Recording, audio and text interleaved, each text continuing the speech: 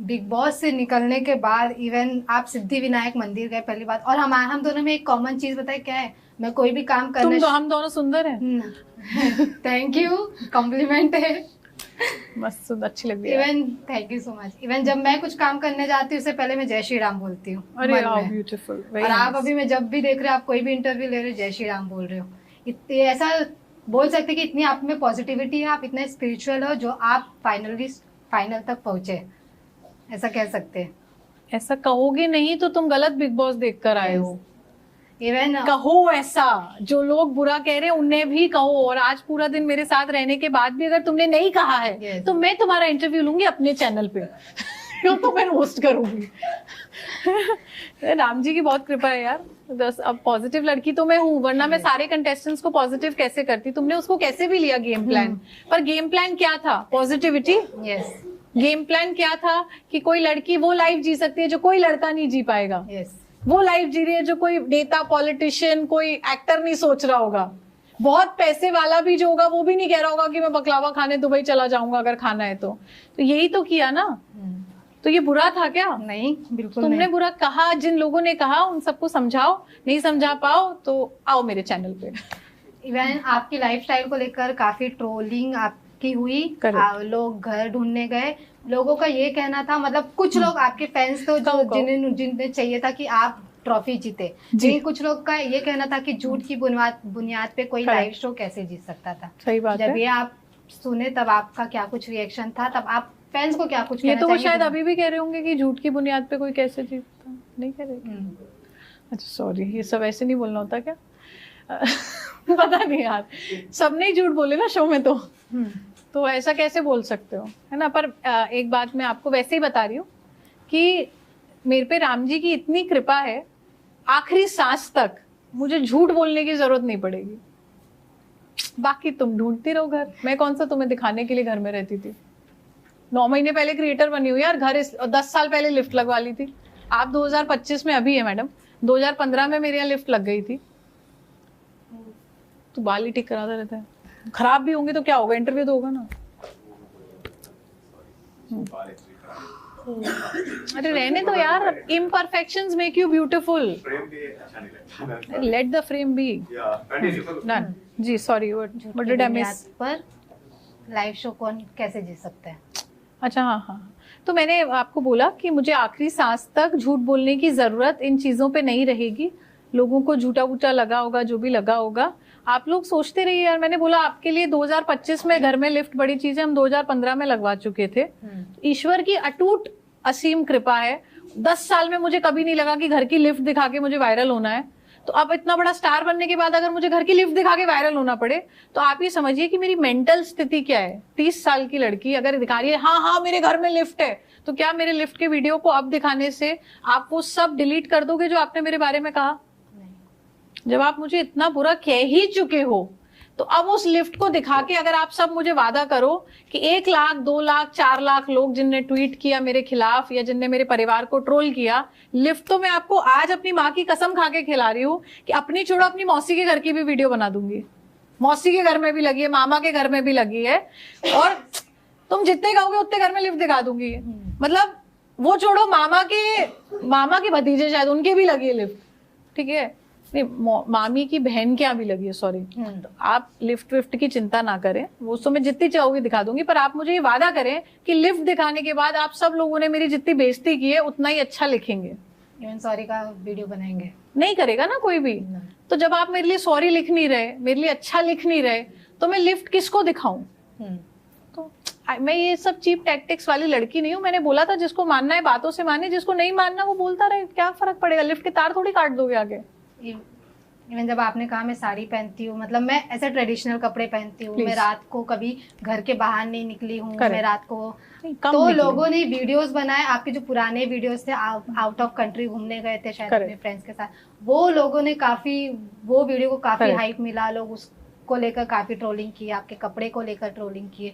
अरे ये तो तानिया मित्तल तो आउट ऑफ कंट्री गई थी, अरे तानिया मित्तल तो इधर थी, अरे इधर थी। देखिए इस चीज को मैंने बहुत ज्यादा एक्सप्लेन नहीं किया, पर क्योंकि अब आप पूछ रहे हो, मेरी मजबूरी है, मैं कर देती हूँ। मैं बहुत एक्सप्लेनेशन टाइप लड़की नहीं हूँ। मैंने बोला मैं रात को घर के बाहर नहीं निकली, है ना, तो जब मैं घर पे होती हूँ तब नहीं निकली। इसको समझो। जब आपके मम्मी पापा होते हैं घर पे, तो आप क्या करती हो? 10 बजे दारू पी के लड़कों के साथ घर में एंट्री लेती हो, या 12 बजे काम करके आती हो, पापा I am coming home, open the door, mummy अपनी नींद खराब करो, चाबी लेके दरवाजा खोल दो। जब तक मैं घर में रहती हूँ, ग्वालियर में रहती हूँ, तब तक मैं रात को बाहर नहीं निकलती। कोशिश करती हूँ अपने भाइयों, मम्मी पापा, मतलब मैक्स में बाहर निकली हूँ तो नानी क्या रही हूँ। आप ग्वालियर का 30 इयर्स का कोई वीडियो बता दो कि तान्या इस कैफे, वहां पे काफी खुल गए हैं, स्टारबक्स वारबक्स काफी कुछ है। आप किसी से भी जाकर पर्सनली पूछो कि आपने तान्या मित्तल को देखा है पब्लिकली कॉफी कैफे डे में किसी लड़के के साथ? आप एक वीडियो निकाल के तो लाओ। जो मैंने नहीं किया वो नहीं किया। जब तक मैं घर पे होती हूँ, मेरे माता पिता हैं घर में, मैं आपको घर पे मिलूंगी एक टाइम के दायरे के अंदर। बाहर अगर मैं हूं तो बाहर में गई छुट्टी के लिए हूं, तो छुट्टी में जाकर होटल के पैसे खर्च करके दुबई का 1 लाख का टिकट लेकर बिजनेस क्लास क्यों ले रहा है आदमी? बस से चला जाए अगर उसको बाहर नहीं घूमना तो आदमी इतना पैसा खर्च कर रहा है तो बाहर घूमने ही तो जा रहा है ना। तो जब घूमने जाओगे तब भी बाहर नहीं निकलोगे रात को। आप लोग अपने सवालों के जवाब अपने सवालों में ही ढूंढ लो यार। ये सब बहुत छोटी चीजें हमारे क्वेश्चन नहीं है। मतलब जो आपके फैंस थे, जो लोग बिग बॉस फैन नहीं थे, जो बिग बॉस देख रहे थे, उनका ये सब कहना था। वो लोगों ने वीडियोस बनाया, अगर आप बाहर आके मेरे साथ ये बातें मेरे पास आ रही है। आपका नाम भूल गए? साक्षी। मैं आपको बोल रही हूँ ना साक्षी, मुझे अच्छा नहीं लग रहा ये सब एक्सप्लेन करने में, है ना। मेरे लिए बहुत छोटे सवाल है साक्षी। मैं अगर दुबई घूमने जाने के लिए पैसे खर्च करूंगी या वृंदावन जाऊंगी, तो एक दिन आप होटल में रुकते हो, सस्ता कमरा भी आप लेते हो, 12-13 हजार रुपए का आता है ना, मतलब 10,000 2,000 1,000 रुपए का आता है। पेट्रोल डीजल खर्च होता है। आप देख रहे हैं मेरे साथ बहुत सारा स्टाफ चलता है, तो पर डे का कहीं भी जाने का कॉस्ट मिनिमम मुझे 20-25 हजार रुपए आता है। इतने लोग खाना खाएंगे, सब करेंगे हम आराम से। मिनिमम कह रही हूँ मैं आपको, 6 आदमी खाएगा। तो अगर मैं 3 दिन की ट्रिप पे 70-75 हजार खर्च कर रही हूँ, तो मैं होटल में सोने जाऊं? बिल्कुल नहीं। बाहर जा रही हूँ तो घूमने दो ना यार। घर में हूँ तो मर्यादा है। माता पिता जब तक घर में, आप बता दो अगर 6 बजे हो सकता है, मैं तो दिन में भी नहीं निकलूंगी। मम्मी पापा को अच्छा नहीं लगे, मम्मी को पूछ के निकलती हूँ जितना करती हूँ। काफी आओ यार घर आओ, ये सब मत पूछो। इवन अमाल मलिक जिनके साथ आपकी बॉन्डिंग काफी अच्छी थी, कहीं ना कहीं स्टार्टिंग में आपका उनके साथ लव एंगल देखा गया, लेकिन सब बाद में नॉर्मलाइज हो गया। लेकिन जिस प्रकार अमाल मलिक बिग बॉस के घर में थे, लोगों का कहना था कि उनको एविक्ट हो जाना चाहिए उनके बिहेवियर की वजह से। बिग बॉस क्योंकि वो अमाल मलिक है, वो मतलब उनके फेम ऑलरेडी पहले से, इसलिए बिग बॉस शायद उनको झेल रहे थे। आपका क्या इस पे ओपिनियन है? और जिस प्रकार उन्होंने शब्द यूज किए थे लोगों के लिए। देखिए, अमाल ने मेरे लिए भी बहुत कुछ बोला है, कुत्ता बना दूंगा सुना भी, और उसके बाद अमाल ने मुझे गाली भी दी है जो शायद नहीं आई। तो हम इस बारे में तो बात ही ना करें कि अमाल ने क्या क्या किया है नहीं किया है। पर बिग बॉस हम सबसे बड़े हैं, he is a star maker. सड़क से उठा के स्टार बनाने की ताकत उस शो में है ना। मैं भी तो एक छोटी सी क्रिएटर थी ना। वहां तो 20-20 साल पुराने एक्टर आए हैं। अमाल ने सोच ना सके वगैरह गाने वाने बनाए, उसने बताया मुझे, तो ये तो बहुत बड़ा आदमी ऑलरेडी है यहाँ पर। कॉन्सर्ट करता है, सब करता है। कबीर सिंह में भी गाना है उसका। उसने मेरी तो बहुत अच्छी फ्रेंडशिप थी, तो मुझे पता है कि उसने कौन कौन से टी सीरीज में, उसके 100 से प्लस सॉन्ग्स हैं और 120 और समथिंग सॉन्ग्स उसके टी सीरीज में है। मुझे सब याद रहता है ना। तो इतना टैलेंटेड म्यूजिशियन है, इतना बड़ा आदमी है वो ऑलरेडी बाहर। तो बिग बॉस के लिए वो जब सबको लाते हैं, एक सा टास्क, एक सा राशन, घर में सबको सिमिलर ट्रीटमेंट, एंडेमॉल चैनल, जियो टीम, मुझे नहीं लगता वो किसी के साथ पार्शियलिटी करती है। सबको उनके हिस्से का न्याय मिला घर में, सबके साथ हुआ जो होना था, नहीं होना था। अमाल ने थोड़ा सा ज्यादा किया चीजों को, बट उसको निकाला इसलिए नहीं किया क्योंकि वो ये भी समझ रहे थे कि ये उसका एक नेचर भी है। तो जब ला रहे होंगे तब भी पता होगा ना। तो हर चीज को बैलेंस करके चलना पड़ता है। हर आदमी को सेम ट्रीटमेंट आप नहीं दे सकते। तो उन्होंने किया, and I think it's been a fabulous show. Amaal के बिना क्या आपको मजा आता? इवन जो भी कंटेस्टेंट थे उनके बिना नहीं मजा आता। एवरीबॉडी इज डन वेल यार, अमाल इज डन सुपर्ब। इवन लोगों का कहना था आप ब्लैक मैजिक करते, मेरा कहना है कि अगर आप ब्लैक मैजिक करते तो शायद ट्रॉफी आपके हाथ में होती। नहीं, ब्लैक मैजिक तो करना चाहिए। मुझे समझ में आ रहा है जब आप सब पूछ रहे हो तो। अब कोई बात नहीं, लास्ट ना, लेटर आस्क इट्स ओके। तो ब्लैक मैजिक वगैरह मैंने बोला, अभी थोड़ा गलत आ गया ये बात बोल के कि ब्लैक मैजिक वगैरह जो है मेरी मम्मी ने नहीं सिखाया है। मैं एक 12th पास लड़की हूँ। जो भी सिखाया मुझे, इंग्लिश, हिंदी, आपसे बात करना, बिग बॉस में राम राम करना, भजन, सब कुछ मेरी माँ ने सिखाया है, तो ये जो नहीं सिखाया ये गलती मैडम मम्मी की है। अभी मैं जा रही हूँ ग्वालियर, लड़ाई करूंगी मैं। ये ब्लैक मैजिक क्यों नहीं सिखाया, कुछ छोड़ा क्यों यार? जब इतना सब बोल रहे हैं तो सिखा देती। हो सकता है कुछ मजेदार चीज हो, ऐसे धूम धाम धूम टाइप, तो करेंगे, देखेंगे। अगर सीख पाए तो सीखेंगे। जब इतने लोग कह रहे हैं तो कुछ बहुत शानदार चीज होनी चाहिए ब्लैक मैजिक, खतरनाक नहीं निकलनी चाहिए। इवन आपके कमेंट सेक्शन में एक लाइन ज्यादा वायरल हो रहा है, जीके क्या करेगा, जीके ट्रॉफी लेकर जाएगा, जीके ट्रॉफी लेकर चला गया। मेरे कमेंट सेक्शन से निकल के मालती भी आई थी। मैंने काफी इग्नोर किया ऐसी चीजों को। मेरे यार वो थोड़ा सा साइको पीस नहीं होते कि वो जैसे अर्जुन को मछली की आंख दिखती थी, मेरे को सिर्फ अपनी तारीफ दिखती है। वो बुराई वाले कमेंट पढ़े नहीं, ये सब आप बता रहे हो। मैं कमेंट, मैं मालती की तरफ ध्यान नहीं दिया, वो कमेंट सेक्शन से निकली थी, तो ये क्या चीज है? रखो अपने कमेंट अपने पास। इवन आपके साड़ी, आपके जो घाघरा थे बिग बॉस में काफी चर्चित थे। Out of the context question मैं पूछना चाहूंगी, प्लीज बेटा, अगर आपका कोई एक साड़ी मतलब काफी वायरल हुआ था, लड़कियों को काफी पसंद आया था आपका साड़ी, कौन सा? कोई भी साड़ी, आप जो भी सारे ही आए होंगे ना? यस, फिर ठीक है। तो फिर अगर कोई एक साड़ी आपको ऑक्शन में देना हो, कौन सी साड़ी दोगे, कौन से कलर की थी, वही बता सकते हो, और कितना रुपए का? सुरभि ना? सुरभि। नाम क्या आपका? साक्षी। साक्षी शर्मा, ब्राह्मण। हाँ यार अच्छा लग रहा है। साक्षी, एक साड़ी क्यों ऑक्शन करेंगे? 5 साल के कपड़े ऑक्शन करवा दो, रिपीट तो मैं करती नहीं।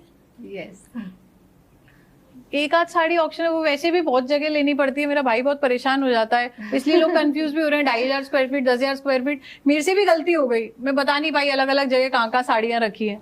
मैं उसको क्लैरिफाई नहीं किया, फिर मुझे बहुत छोटा सा महसूस होता है कि नहीं ये एक हमारे घर में जगह है, ये हमारे यहाँ पे जगह है। ये तुम आके नापो यार, इंची टेप से मेरा क्या जा रहा है? मेरी सब जगह बहुत साड़ियाँ हैं, भगवान की बहुत कृपा है, और हमारे ईश्वर की कृपा है कि आप एक साड़ी छोड़िए 5 साल की साड़ियां ऑक्शन करा सकते हैं, क्योंकि रिपीट ज्यादा नहीं की है।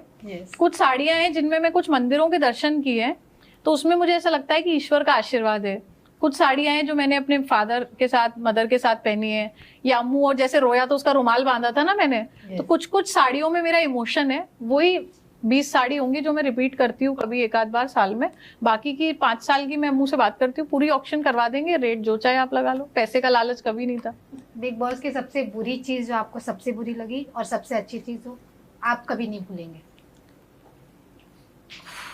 कैसे भूलूं यार ये सब। मुझे बुरी चीज मैं कुछ भी नहीं कहना चाहती, क्योंकि कोई एक चीज को बुरा कहने का मतलब है बाकी सारी बुरी चीजों को छोटा महसूस कराना। टॉप क्लास बुरा हुआ है। सब बुरा एक समान, सारा बुरा सबके साथ। I give a dam. मैं सारा बुरा भूल जाना चाहती हूँ। एक अच्छी चीज मेरे साथ शो में हुई, वो था दी सलमान खान।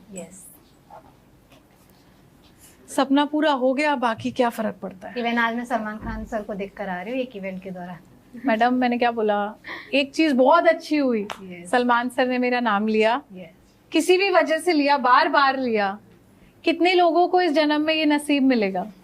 बिल्कुल तो वो याद रहेगा, ताउम्र पूरी जिंदगी याद रहेगा। लास्टली अपने फैंस को क्या कुछ मैसेज देना चाहेंगे जो अब बोल रहे तानिया मित्तल डिजर्विंग थी, तानिया मित्तल के हाथ में भले ट्रॉफी नहीं आई लेकिन उन्होंने लोगों का दिल जीता, बिग बॉस को बनाए रखा? देखिए, मेरे जो भी फैंस हैं जिन्हें लग रहा है मैं डिजर्विंग थी और नहीं जीत पाई, मैंने आज उन्हें सिद्धिविनायक का वीडियो डाल के पूछा भी क्या मैं हार गई? मैं पढ़ रही हूँ कमेंट्स, हम सब बात कर रहे हैं, थोड़ा मन में उनके है जो भी, मैं उनसे बात करती रहूंगी। मैं उन्हें यही समझाने की कोशिश करूंगी कि जीवन में हर जंग जीतने के लिए नहीं लड़ी जाती, कई बार जंग में होना भी आपकी जीत है, तो इसको आप दिल पे ना लीजिए। हम नहीं जीते तो क्या हुआ, कोई और जंग लिखी होगी जो हमें ही जीतनी है। तो there is, you cannot compare the sun and the moon, they have a different time to rise, they rise when it's their time। तो जब मेरा वक्त आएगा विनर होने का तो मैं कहीं ना कहीं जीत जाऊंगी। आप परेशान ना हो, मैं कोशिश करूंगी आपके लिए कुछ जीत के लाऊं, क्योंकि आप लोग दुखी हो रहे हैं, मुझे बुरा लग रहा है। क्यों दुखी हो रहे भाई? मैं घर जा रही हूँ, मम्मी मिलने वाली है, चूल्हे में जान दो सब कुछ। एक लास्ट क्वेश्चन पूछना चाहूंगी जो कि पर्सनली मुझे भी काफी हर्ट किया था।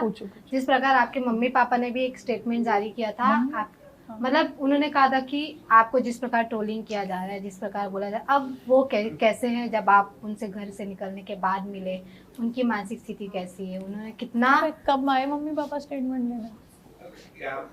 अब मतलब तुम किसकी मम्मी का वीडियो निकाल के लाई?